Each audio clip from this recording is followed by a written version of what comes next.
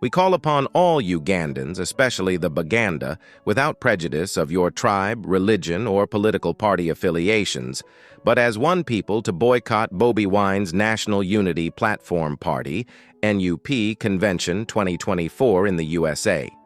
For these reasons, Bobi Wine and his supporters, some endorsed and sponsored, have made it a hobby to attack the Buganda Kingdom's authority and glory. His Highness the King, Ronald Muwenda Mutebi II, Maama Slyvia Naginda, and Prime Minister Charles Peter Mayiga. Dr. Kawuma hijacked the organization's website. The website was where Uganda North America Organization elected officials conducted the association's business operations, such as registering new members, renewing membership, receiving sponsor donations, and publishing programs that benefited members and non-member Ugandans. Henceforth, it was a platform used to communicate with all members and much more. Dr. Daniel Kawuma pressured hard to dethrone and cripple the constitutionally elected president who was sworn in the office. Thereby, he approached the management of Bank of America and ordered to freeze the Uganda North America Association bank accounts until further notice.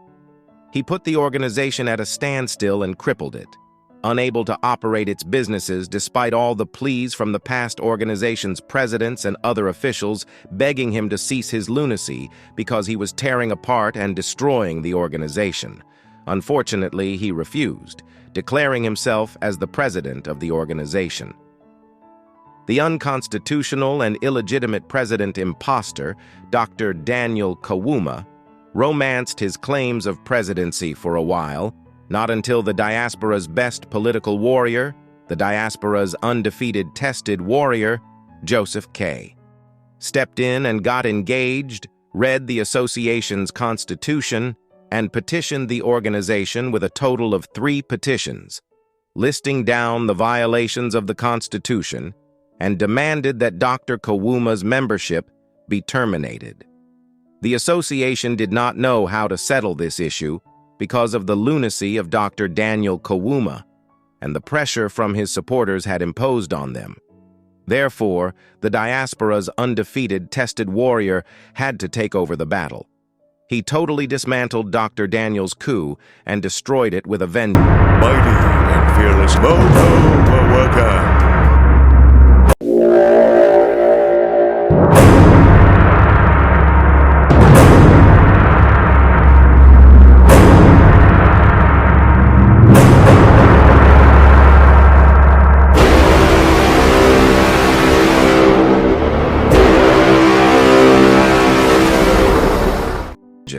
And he issued him a receipt to file as a reminder.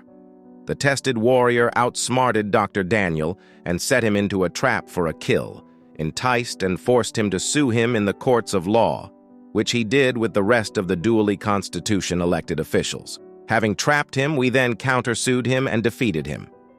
Dr. Daniel Kawuma was greedy for power at all costs. However, he is dense and less intelligent politically, which is why he was blinded and fell into the warrior's political trap.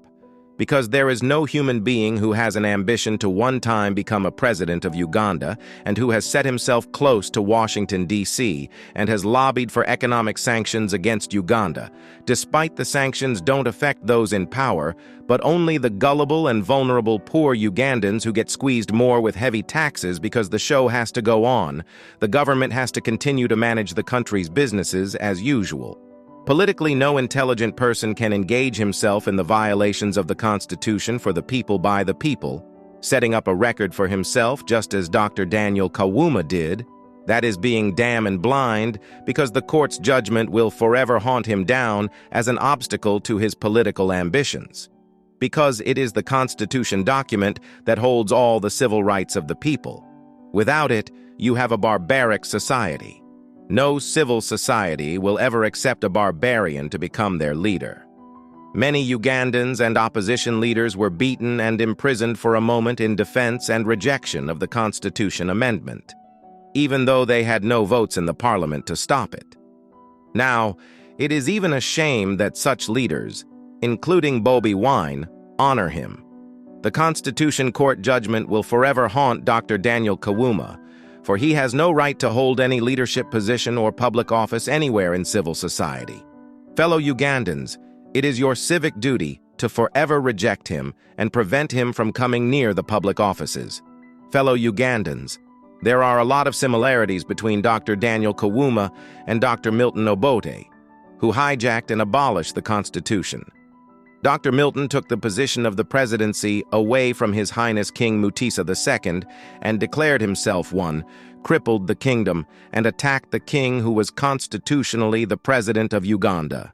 Listen, my countrymen and women, the Uganda North America Association had already constitutionally elected the president and sworn him into the office at the time when Dr. Daniel Kawuma conducted an illegal coup to oust him, just as His Highness the King Mutesa II was a constitutionally president of Uganda, but illegally ousted and dethroned by Dr. Milton Obote, who trashed and abolished the Uganda Constitution.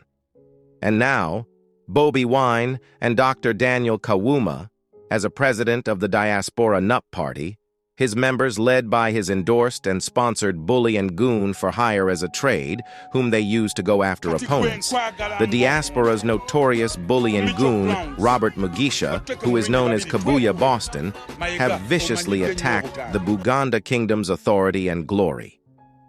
The same endorsed bully and goon, Robert Kabuye, was used to go after the diaspora's National Unity Party founder, Mr. Ain Bayona, based on tribal basis and other allegations, allegedly to pave the way for Dr. Daniel Kawuma to take over the leadership position. They pretend to be holy in public during the daytime, but behind the scenes, in the dark, they endorse and sponsor bullies and goons to do their dirty work across the world. Muganda, where a political commissioner wa Museveni, for 15 years I've been saying this. I don't know who appointed him. I don't know. I don't know who recommended him. I don't know. And Sanyonyi yansiranyako. Hamani yaminyona yansiranyake Canada. My brothers and sisters, hamani agende Uganda ne bamukwata police nga yekwata video. Who is fooling who? And the president, you come, you meet Haman. Why are you fooling us? I'm mad. I'm so.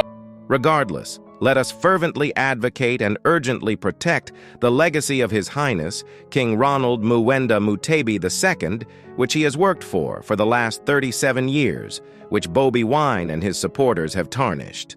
Let us also seek justice for Maama Slyvia Naginda and Prime Minister Charles Peter Mayiga. The rest shall be explained later in the political arena with evidence from the Superior Court transcript. All these exhibits of videos seen here were addressed in the 120-page report, with a 2-hour video of evidence in support of the investigation report found www.exposebulliesagainstwomen.org. So they were part of the investigation report. Banagunda kulwalero tulina amawulire agatasobola kulinda abakulu bola ba mu studio wano ge mawulire agatasobola kulinda buli omu abadde alindiridde bava mu kooti olunaku olwaleero.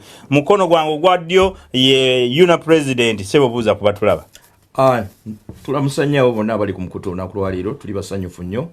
Mwebale kuwagira Diaspora TV era mwebale naffe tuwagira era tulina agoocha era tusuubira we tunaaviira ku mukutu nga tumaze okukliyaringa ebyo byonna ebibuuzo ebibadde bibuuzibwa n'akavuyo ne confusion ebadde ereetebwa baganda baffe era tugezeeko okulaba engeri gye tumuvinga ekibiina kyaffe balamusiza nnyo. Ku mukono gwange ogwa left nyina speaker ndi butuufu awo speaker wa una council yes buuza ku batulaba. Bannaffe bannayuganda mwenna n'abatwagaliza emirembe, nze Ssemwanga Alex ng'omukulu muvaala bwa Nyanjudde, nze speaker wa una council. Balamusizza mwenna, tubaagala nnyo, mwebale kuwagira Diaspora TV. Tubasaba okuwaayo obudde buno mutuwulirize. Mukulu agambye tulina agookya, tweyanzizza okuba nga mutuninze. Kooti efulumizza omulamuzi kyayise transcript. Transcript eyo tugirina wano. Okay, mugenda gifulumya. Tetwogera bya samwa. Okay? Sabula. Tuina transcript ya judge. Okay? It's not technicalities. This is the truth from the court. Tetwogera byaffe. So, kati judge avuddeyo. Ensonga zennyini ze twawa mu baluwa zaffe ne mu kuteesa kwonna kwe tubaddemu mu dialogue zonna ze tubaddemu ezimu Kawuma zibaddemu the expired board of trustees executive and all leaders tuzibaddemu nga ze ensonga zennyini ze tuwa nti bannange mutunulire constitution yaffe eyinza okuba nga si ntereevu naye kino kyegamba essaawa eno tuyinza okukitereezaamu enkya naye leero you know this is what we have to follow judge yakiwadde obudde era akoze ensalawo ye n'agamba Kawuma talina merit to even bring this case in court agambye yabuuzizza omukulu yakyogeddeko president omukulu kanso wa Kawuma bamubuuzizza oba yasoma constitution ya UNA ne bylaws zaayo era n'amugamba nti bylaws zennina ze mwampeereza eziri attached to the injunction ne case zeze entuufu oba nedda koli zezo 7 entuufu nti okay gwe nkumaze okitegeera kati wabadde awo ensala ye n'agamba constitution ya UNA bylaws za UNA temuliimu muwaatwa gwa mid-term election muwaatwa gwa by election oba gwa re-election okay so the February election which would be like a mid-term or re-election or any of those things that I've said techiri mu semateeka wa UNA so techicountinga that election does not count because it's not in the constitution or in the bylaws. Era n'agamba the election. The election doesn't count. Era n'agamba n'ayongerako n'agamba the gentleman who was elected on September actually nja quoting agambye the gentleman who was elected on September 1st although he was elected on September 3rd but because I think he looked at the AGM which starts on 1st. Yes. Mr. Mande Atigo is the legitimate president of UNA. Kiddemu ekyo tunula mu kamera wali agambye the gentleman who was elected on September 1st Mr. Mande Atigo is the legitimate president of UNA until 2019. That is next year. Which is next year. So mpozi era nsobola n'okusomera erinnya lye Honorable Edward P. Liebensberg yabadde judge olwaleero naye yatugambye ng'atandika kyenjagala obbakakasa abakulu ba kanso bali beyadayogera nabo nti ebigambo bya keesi eno byetegerezza bulungi nabiwadde obudde era bwe bibanga documents zonna ze mwampadde ze zikwata ku keesi eno ziri wano zimanyi bulungi so I'm knowledgeable about your case. I've given it enough time.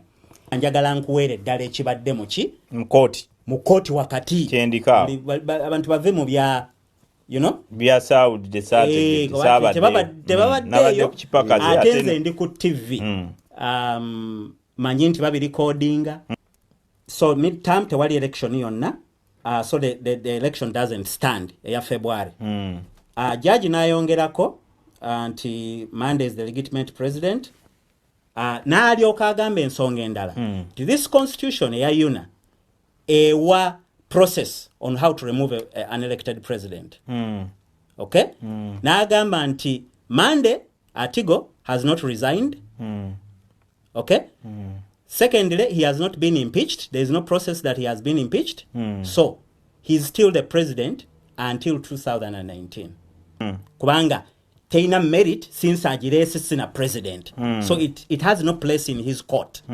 so abadde alina okukola ki akati nganze ndi wano nga mukulembeze wa council it's my responsibility to clear the air kubanga tubadde involved in this thing tubitaddemu obudde abamu tuli bawaabire nze n'omukulu speaker twali badde tuli mu activities ndala nnyo twali badde tuli mu community outreach and talking to people about programs za UNA kiche tugenda okubeera nakyo Seattle programs chiempya ze tuyina zi trade and investment ba North America ba Miss Uganda North America a youth programs ze tugenda okubeera nazo bagenyi ki abagenda okujja, companies ki ezigenda okujja, opportunities ki eziriwo, ne ki kye tuyinza okwekolamu omulimu ekirala oba oliawo nga kikulaakulanya ffe as a diaspora even back home. How can we develop our country and ourselves along the way?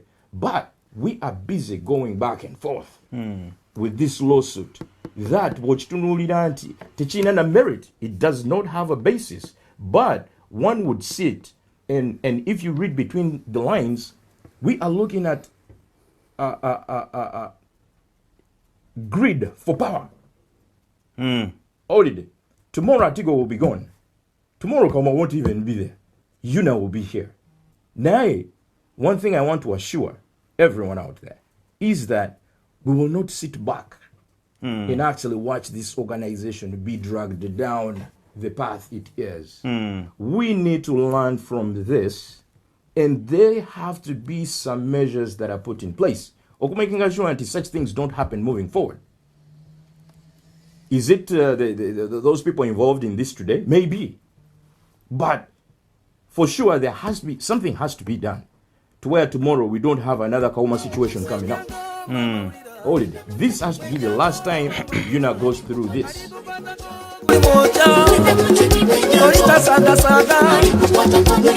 Dr. Daniel Kauma kimanyiddwa nti oli wankwe, olina omutima omubi era toyagaliza. Mujjukira Principal Bobi Wine n'ababaka b'opposition mu Parliament bwe baaraana mu togikwatako ne bakuba ebikonde lwa kutaasa Constitution, wadde tebaalina bululu bumala okulaba nga tekwatibwako. Honorable zaake ne bamukuba ennuumi n'aziri paka kati afuna ebirooto eby'entiisa bw'ali. Honorable Betty Namboze ne bamumenya omugongo, naye mbwe ssente ezimujjanjaba mbuzijjuza loole fuso namba lwa kutaasa Constitution.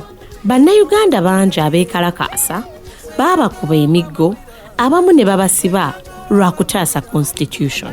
Kaakati ono Dr. Daniel Kauma Constitution kwe yazannyira n'agiwamba kifuba ddembe ng'omugenzi President Apollo Milton Obote bwe yawamba eya Uganda kifuba ddembe. Dr. Daniel Kauma n'oteekawo elections ezizo ez'ekimpatiira ne weerayizanga president n'owamba ne website ya Yuna Organizations. Bino byonna n'obikola mu bumenyi bw'amateeka ga Constitution. Kooti enkulu Superior Court yakusalira omusango ne gukukka mu vvi ne gukusinga lwa kumenya Constitution. Wawamba Constitution n'ekibiina okumala omwaka mulamba n'ekitundu. Era nga n'omugenzi President Apollo Milton Obote bwe yawamba Constitution ya Uganda ne yeefuula President. Ekyaddako yalumba obwakabaka bwa Buganda n'asindika Kabaka Muteesa mu buwaŋŋanguse era gye yakisiza omukono. Kaakati abantu baabo aba National Unity Platform ba party members mulimu Bakiwala Kimpadde, ababuzaabuza mukwano gw'onfanfe Robert Mugisha amanyiddwa ennyo wano mu diaspora nga Kabuye Boston na Kigwanyizi, omuwagidde okumala ebbanga ddene era ng'omukozesa okutyoboola abo b'otakolagana nabo saako n'ab'eŋŋanda zaabwe. Dr. Daniel Kauma kimanyiddwa nti oli wankwe, olina omutima omubi era toyagaliza.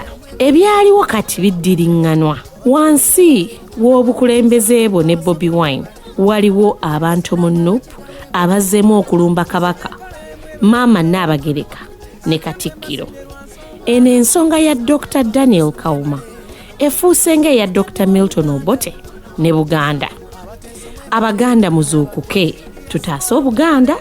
N'omukululo gwa Ssabasajja Kabaka gwakoleredde emyaka 37 bweddu.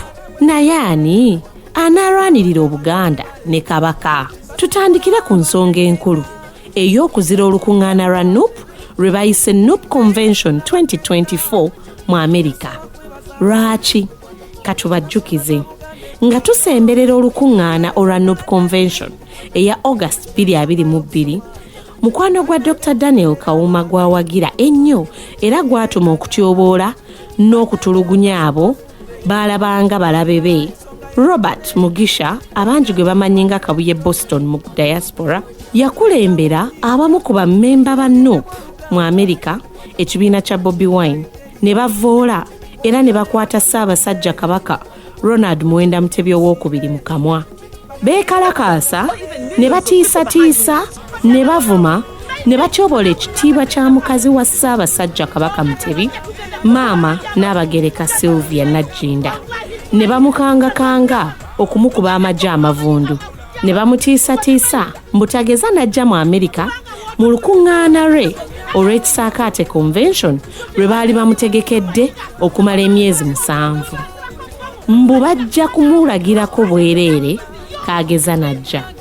Maama Nabagereka bwe yajja bammemba ba NUP abo ne bapangisa mu hotel mwe baali bamutegekedde okusula mbu bamukoleko effujjo. Abategesi kwe kumujja mu hoteri eyo ne bamufunira hoteri endala. Naye omanyi omukyalo ono bakiwala kimpadde bano aba Dr. Kawuma President w'ekibiina kya NUP mu Amerika gwe bamanyiira. Oyo ye Maama Nabagereka Slyvia Naginda, maama wa Buganda, omukyala wa Ssabasajja Kabaka Ronald Muwenda Mutebi ow'okubiri, empologoma ya Buganda. Baakwata Ssabasajja mu kamwa ne bamuvoola ne batakoma okwo ne batiisatiisa okukuba Katikilo Charles Peter Mayiga alina ddamula okulamula Obuganda n'okumutiisatiisa nti bamalirivu okutulikira ku Katikilo ow'ekitiibwa Charles Peter Mayiga bamutte. Obujulizi weebuli. Toyinza kwagala kabaka ate n'oyagala okukuba mukyala we ne Katikilo gwe yasiima. Okulumba Ssabasajja Kabaka Maama Nabagereka ne Katikilo tekyawukana n'ekyo omugenzi President Milton Obote kye yakola bwe yalumba Buganda n'asindika Kabaka Muteesa taata wa Ssabasajja Kabaka Ronald Muwenda Mutebi ow'okubiri mu buwaŋŋanguse. Kati balumbye mutabani we Ssabasajja Kabaka Ronald Muwenda Mutebi ow'okubiri. N'olwekyo tubakoowoola bannayuganda mwenna naddala Abaganda abaagala Ssabasajja Kabaka Ronald Muwenda Mutebi ow'okubiri tuzire NUP August Convention ey'omwaka guno 2024 mu Amerika. Naye Abaganda mulimbye Ssabasajja Kabaka ku mikolo ne mukaayanira ebifo ebyokumwanjo ne mumulimba mbu ali kumanyiira naffe tuli muwandulira muliro. Kaakati ekigezo kiikino naye ate tulina okukola mu ngeri etamenya mateeka ga Uganda nansi zonna mu bwegassi awatali kusosola mu mawanga, ddiini oba bibiina bya bufuzi, naye nga twegasse nga bannayuganda okuzira Bobi Wine na buli kintu ekimwefaananyiriza. Tubaboole tutaase Obuganda ne Ssabasajja Kabaka. Ekibuuzo kiri nti onooweereza ani, Kabaka oba NUP ya Bobi Wine? Bobi Wine yagaana okwetondera Kabaka ng'Obuganda bumusabyamu etondere olw'okumuvoola mu luyimba nalumansi n'olw'abawagizi be abalumbaganye obwakabaka bwa Buganda? Ekirungi nti kati naffe tuyina demokrasiya okutimba buli Muganda yenna aneetaba mu NUP August Convention eya 2024. Tujja kumutimba ku mitimbagano gyonna nga buli aduuyi awagira abakwata Ssabasajja Kabaka wa Buganda Ronald Muwenda Mutebi mu kamwa. Ssabasajja Kabaka awangaale ne Maama Nabagereka agerekera Obuganda. Buno obubaka buvudde mu ba Expose Bullies Against Women Advocates Organization, ekibiina ekirwanirira ekitiibwa n'eddembe ly'abakyala mu Amerika. Alaba emasomo gyoyo ate nalaba ensonga.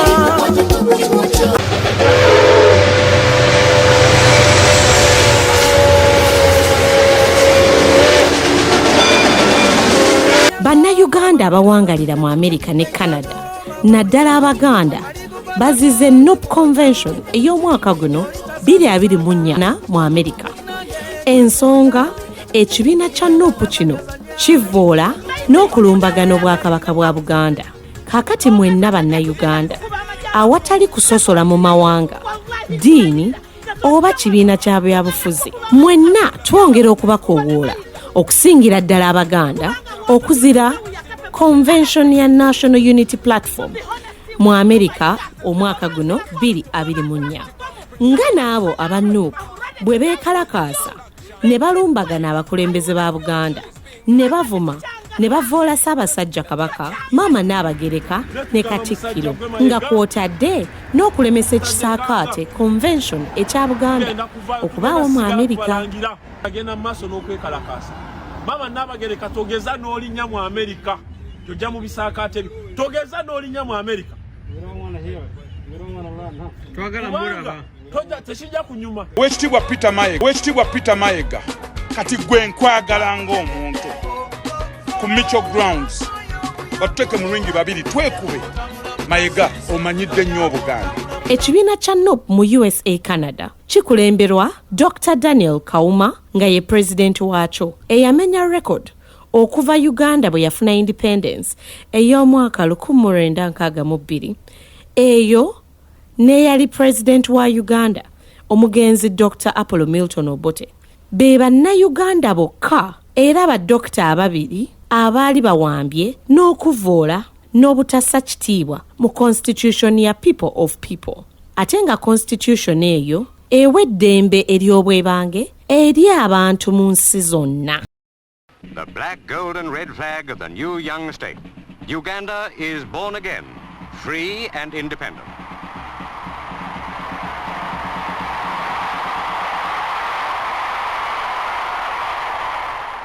Next day is a public holiday, and by the time the Duke and Duchess return to the Kololo Stadium for the daylight celebrations, the Governor-General and the Prime Minister have been sworn in their new roles. The Duke of Kent speaks to the people of Uganda. This is a big milestone in UNA's journey, and we're very grateful that the Electoral Commission was able to arrange an online election and was executed meticulously. So, by virtue of the powers vested in me as the... Get it? I would like to ask Dr. Kauma to repeat after me as he swears to become the president of the association. I, Daniel Busula Kauma, in my role as president, I declare that I will protect and defend the Constitution of the Uganda North American Association. I declare that I will protect and defend the Constitution of the Uganda North American Association. I will further her objectives and aims, and I shall protect her values. So help me God. So help me God.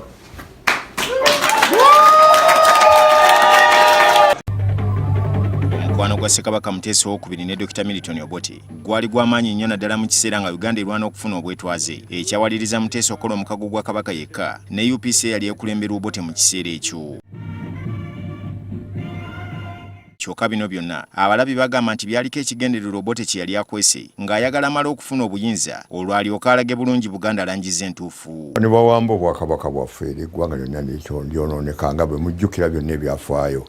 Wakati mwaka gwa 1964 obutakkanya bwabalukawo wakati w'Obote ne Muteesa ng'entabo yava ku masaza ga Buyaga ne Bugangazza agaatwalibwa oluvannyuma lw'okubwako akalulu k'ekikungu. Kino Obote yalaba tekimumalidde. Mu 1965 era wabalukawo ensonga z'amasanga ne zabbu ebyabbibwanga e Congo era ekyayongera okusajjula ensonga. Obote n'atuuka n'okuwera ssemateeka ssaako n'okusiba abamu ku babaka abaali bamulumiriza. Mayiga 1966 Obote yalagira basajja be nga bakulembeddwa mu Idi Amin Dada okulumba olubiri lwa Muteesa Emmengo n'ekigendererwa ekyali eky'okumutta. Abaaliwo bagamba nti akaseera kano kaali kazibu nnyo era Katonda eyaleeta ekire ky'enkuba ekyatonya ye yataasa Muteesa okutuuka ku bajjambula abaali batamya obukulu. Era badokita ababiri abaali bawambye n'okuvoola n'obutassa kitiibwa mu constitution ya people of people. Ne Superior Court enkulu ya America yasalira Dr. Daniel Kauma omusango ne gumuka mu V ogw'okumenya n'okuvoola constitution ey'ekibiina ky'Abannayuganda ekisinga obunene mu nsi yonna UNA ekyakamala emyaka egisukka 3 bukyanga kibaawo. obujulizi bw'ensala ya kkooti enkulu Superior Court weebuli. Nope, tetuli basiru kutuvuga speed. Mulonda mutya Dr. Kawuma nga president wa Diaspora Nup Party ng'aliko ekikoligo ky'amateeka. Mu lufuutifuuti, Superior Court conviction of the Constitution violation judgment record.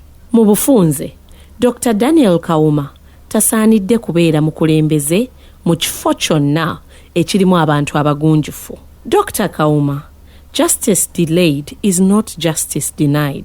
Newankubadde nga tuluddewo okufuna obwenkanya, tekitegeeza nti tetuli bufuna. Awatali ssemateeka oba osigazza bantu bakyewaggula n'abatali bagunjufu. Era tekyewuunyisa nti Dr. Daniel Kawuma yakulira ekibiina ekyewangulira omudaali gwa zaabu mu kuvvoola, okukola effujjo n'okutyoboola abantu ab'ebitiibwa mu nsi yonna. Toyinza kwagala kabaka? Toyinza kwagala kabaka ate n'oyagala okukuba mukyala we ne Katikilo gwe yasiima. Okulumba Ssabasajja Kabaka, Maama Nabagereka ne Katikilo tekyawukana n'ekyo omugenzi President Milton Obote kye yakola bwe yalumba Buganda n'asindika Kabaka Muteesa, taata wa Ssabasajja Kabaka Ronald Muwenda Mutebi owookubiri mu buwaŋŋanguse. Kati balumbye mutabani we Ssabasajja Kabaka Ronald Muwenda Mutebi owookubiri. N'olwekyo tubakoowoola bannayuganda mwenna naddala Abaganda abaagala Ssabasajja Kabaka Ronald Muwenda Mutebi owookubiri tuzire Nup August Convention ey'omwaka guno 2024 mu Amerika. Naye Abaganda mulimbye Ssabasajja Kabaka ku mikolo ne mukaayanira ebifo ebyokumwanjo ne mumulimba mbu ali kumanyiira naffe tuli muwandulira muliro. Kaakati ekigezo kiikino, naye ate tulina okukola mu ngeri etamenya mateeka. Mu ngeri etamenya mateeka ga Uganda na nsi zonna, mu bwegassi awatali kusosola mu mawanga, ddiini oba bibiina bya bufuzi, naye nga twegasse nga bannayuganda okuzira Bobi Wine na buli kintu ekimwefaananyiriza. Tubaboole tutaase Obuganda ne Ssabasajja Kabaka. Ekibuuzo kiri nti onooweereza ani, Kabaka oba Nuupu ya Bobi Wine? Bobi Wine eyagaana okwetondera Kabaka ng'Obuganda bumusabyamu etondere olw'okumuvvoola mu luyimba Nalumansi n'olw'abawagizi be abalumbaganye obwakabaka bwa Buganda? Ekirungi nti kati naffe tuyina demokrasiya okutimba buli Muganda yenna aneetaba mu Nup August Convention eya 2024.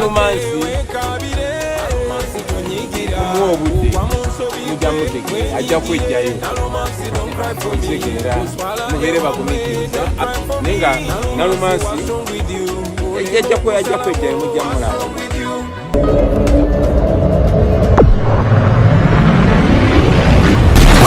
Wetegereze Bobi Wine olwo luyimba Nalumansi tasobola kubanga aluwandise ku bbako, atayidde okubanga yaba yalukompozinga aluwandika ku mayinja agamusa nga awandika ebyo bigambo muyimbi kye osobola bifuna kuwe. Ekyo kigambo agamakulu agalete mu luyimba olwo gasobola okujja mu kitabo. Bobi Wine kugambi kati Bobi Wine filosofa ayitibwa Salambwa embukanya tezanyirwamu. Mpulidde abantu bangi nnyo nga bagamba bannaye mba mugenda okwekalakasa ate temugenda nga mwambadde bereeti, temugenda nga mwambadde ebimyufu. Bannaye muleke kubuzaabuza abantu ate mu ngeri y'emu gye tubadde tujja tukikolamu bwe muba nga mwe temukkiriziganya nakyaba Uganda kuvaayo kwekalakasa kuba mbawulidde eyo nga mugamba nti mukuba ebikono mukuba enkokola. Bannaye mwefunge mukakkane kubanga eno ensonga nkulu nnyo. Njagala okwebaza mwenna kinoomu, njagala n'okwebaza mu ngeri enjawulo muganda waffe Robert Kabuye Boston, weebala omulimu gwonna gw'okola. olwa NUP nti bamuvumya abantu mutwalo ne baba nga bali representative of Kyagulanyi. Enamba ebeera nti Kyagulanyi ku social media handle ye agoberebwa abantu 2,219,000. So tekisobola kubanga bwabanga it is his desire nti bwe batu reactinga babadde okuvuma kyobola bawetaaga abantu okukuvuma era mwe abakavuma omutwalo njagala muwere kakadde Owekitiibwa past I put on my jacket, nobody knows. I don't know. Wangamba nina sirimu njagala okiddamu oyina sirimu yakyovola bangwa weetakula obulago bwonna ne buyubuka wafuna oli owafire lutaaya omukambwe era senga tewamuyina senga tekyakuluma naye ninze kooti empite tempita kooti tempitanga nze nkyaddamu nti oyina sirimu owafire lutaaya kyovola batosobola kuva mu Amerika bwoba oyagala va mu Amerika ojje wano olaba eddagala terikubule kapere namulinda ku airport teyalabika. Wabula waneeno kabuye Boston yali aliikako wano mwevulunga nange Brand wano bino mbino ebiseera omwevulunga naye ennaku zino kati ajjudde obutwa taliikako oyinza n'okutya okumulya oyinza okumulya n'omweriira aba oli akatwa ne kakutuuka mu busomyo.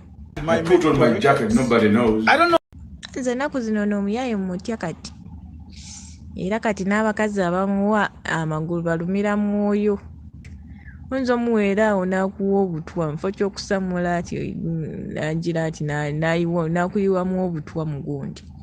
Nze nkyaddamu nti oyina siriimu owafire lutaaya kyovola batosobola kuva mu Amerika bwoba oyagala va mu Amerika ojje wano olaba eddagala terikubule kapere namulinda ku airport teyalabika. Wangamba nina siriimu njagala okiddamu oyina siriimu kyovola bangwa weetakula obulago bwonna ne buyubuka wafuna oli owafire lutaaya omukambwe era senga tewamuyina senga tekyakuluma naye ninze kooti empite tempita kooti tempitanga nze nkyaddamu nti oyina siriimu owafire lutaaya kyovola batosobola kuva mu Amerika bwoba oyagala va mu Amerika ojje wano olaba eddagala terikubule kapere namulinda ku airport teyalabika. I'm called Kabuye Boston, USA. Salute.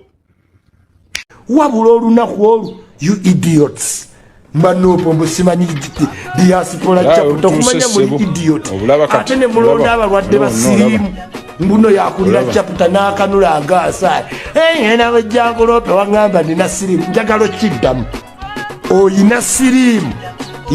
Kyovola bangwa weetakula obulago bwonna ne buyubuka wafuna oli owafire lutaaya omukambwe era senga tewamuyina senga tekyakuluma naye ninze kooti empite tempita kooti tempitanga nze nkyaddamu nti oyina siriimu owafire lutaaya kyovola batosobola kuva mu Amerika bwoba oyagala va mu Amerika ojje wano olaba eddagala terikubule kapere namulinda ku airport teyalabika. Ngenda genda mu Amerika tukeyonveyo ngira si olaba kati olaba akungu foba bagenda kukola petition eyaba NRM babloga ba NRM bakola obutambi ne babusa ku YouTube nga bavoola abaana ba family z'aba opposition abaana baabwe abali Bayina ne babassa mu bintu ebitategerekeka. Mbulira muwaliye ekisajja mu Amerika kireze eriiso ku TV eza nangana kola kwa mu kooti za Uganda za nyoko jangu ondo ku kikabuye Boston liiso jangu ndayimirira mu kooti mbagambe weyambula obulago kiki sirimu taba na kisipi toyina kuotisa tisa gwe kikabuye twagana mu play nali matale ngoli museke toyina kuotisa tisa liiso byonna byakanuka ngoli mu situlago ogenda kufa wadde bugenda kutta nziramu toyina kuotisa jangu ondo kooti weziri onali kumoma diseko yankubidde agenda kumpita ngenda mugambe kintwaki ntwala mu kooti ne kabuye ajje wano nkulumize tulaba obonotuuka ojja kuba tonnatuka ku airport n'ennyoko yeekwate mu byendo jabaza kakwenza tetujja kukola ojja kugenda okujjako kakwenza jamani gyali embwa ewandiikireyo obutabo kangu ndi wano ometenanye anayabamana adenzeko kirezanga ogutwe ebiso bikikanuse kiringa ekiri kamasu wonna wayubuka obulago olinga mmondo nziramu wayubuka obulago buno bwonna ate nze nakulaba nga gasirimu akuba ekisipi olina ekisipi mbulago genda abantu bangi abandoofa everyday jangondo musimanyi kigenda analala nsereko ku manyoko jangondo ogira ebiso mu Amerika kabuye Boston lwaki oyubuka obulago olinga emmondo kyakuyubula obulago oba oli mulamu manina wenna gwempereza video this is my way of video so share it okay You see that?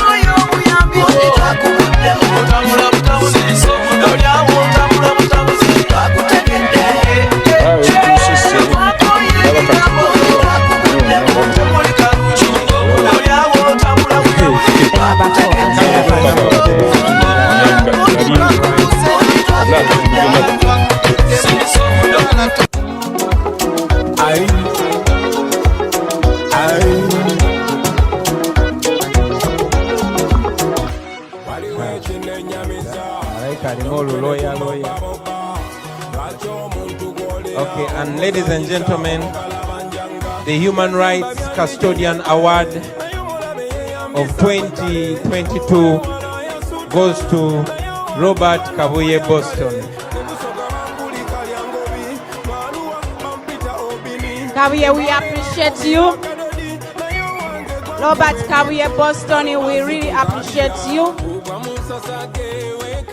The Human Rights Custodian Award goes to Robert Kabuye Boston.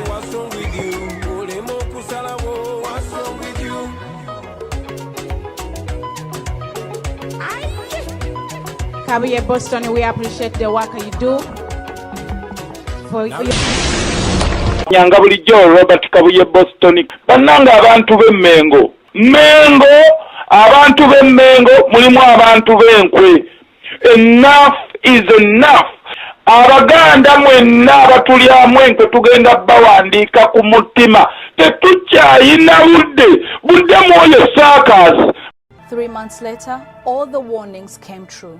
Kati tuvuddeyo engoma entamiivu egenda kuvuga era ffe tulina okukulembera tubayere weebali ekizibu ekye tulina Banyarwanda ekyo si kirumamu tekisobola tulema era tekijja tulema tulina kulwanyisa Banyarwanda tubayere weebali kati abo be tulina okusooka okulwanyisa manya nti be baatuwamba baagala kusaanyaawo ggwanga lyaffe tulina okununula eggwanga lyaffe ssebo tetugenda kussa mukono era bajja kijjamu enjawulo tulina okununula eggwanga lyaffe oba baagala oba tebaagala tulina okununula eggwanga lyaffe tulina okubakuba bonna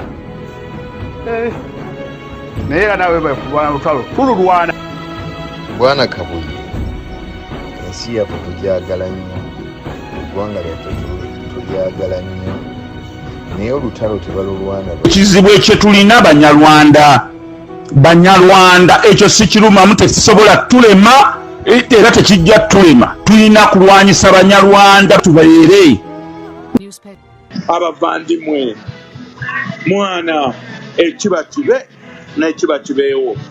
Kabuye Boston. ensi yaffe tugyagala nnyo eggwanga lyaffe tulyagala nnyo naye olutalo tebalulwana ekizibu ekye tulina Banyarwanda ekyo si kirumamu tekisobola tulema era tekijja tulema tulina kulwanyisa Banyarwanda tubayere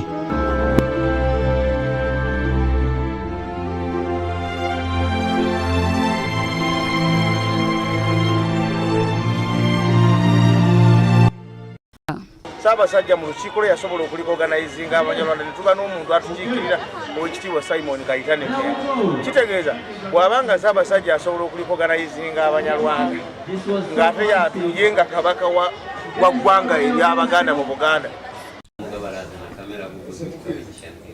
They are listed number 24 among the 65 tribes recognized in the Constitution of the Republic of Uganda.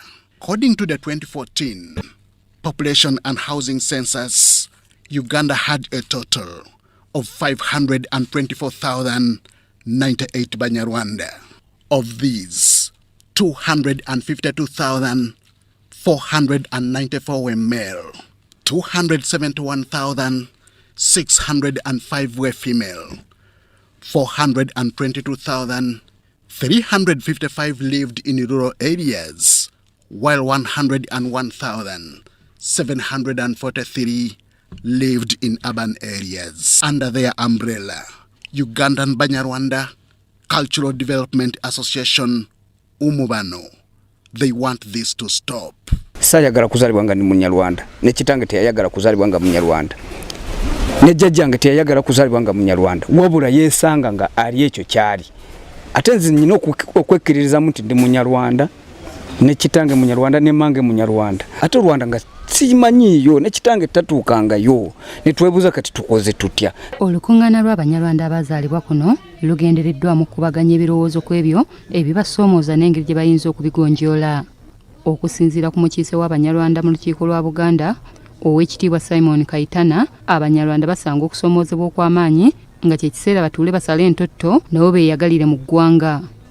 Ne bw'ogenda wali nga bakugamba oli mukindi Munyarwanda tebakubuuza kintu kyonna baagala tufune obutuuze ng'ate olwedde tuli batuuze by birth bekyo bakirabawa. How can I naturalize my citizenship ng'ate olwedde ama-citizenship? Oŋŋamba ngende nsabe e Rwanda gye nzaaliddwa wano bajjajjange babazise wano. Oŋŋamba otya mbu ngende nsabe obutuuze ate ng'olwedde ndi Munnayuganda. Naye nga tunyigiriziddwa ekiri beyond. Tuli Bannayuganda ng'Abasoga, ng'Abaganda, ng'Abalugwala, ng'Abakyoli, ng'Abateso. Twagala kimu nti abantu baffe bagenda ku passport office batwitingibwenga mmwe, teri kirala. Abantu baffe bangi bamibwa national IDs. Omuntu kasita kuma national ID economical aba crippling. Ekisooka tosobola kufuna line ya simu ng'eri manyago, tosobola kugulawo account mu banka, tosobola kutransferinga kyapa n'okiteeka manyago, tosobola kugula moloka n'ogiteeka manyago nga tolina national ID. Ebyo bye bitulwanya, tewali binsonga ndala. Senyango mama ulira, wenyango mama ulira, alikukwatako guli moja, olita saga, nange guli moja, muwenda kazanya, ekirungi kye tayikiriza, ayagala okuteesa, naye wekutu totawaana, ayagala munyoma, nowembazulwa ate totawaana gwe. Afumulezo ayogera ebigambo bye bitono naye nga kyategeeza alaba emasomo gyoyo ate nalaba ensonga ayitibwa Salambwa embukanye tezanyirwamu walala wulira amasanyu mwana wa Muteesa walala wulira amasanyu muzukulu wa Jwa mwogerako nefuna eddembe muli embeera ng'alidesa Bagakenya bagagawadde ensonga y'ebitone eggulawo n'ebbula ly'emirimu mweraba anjagala nsanga mu Golden.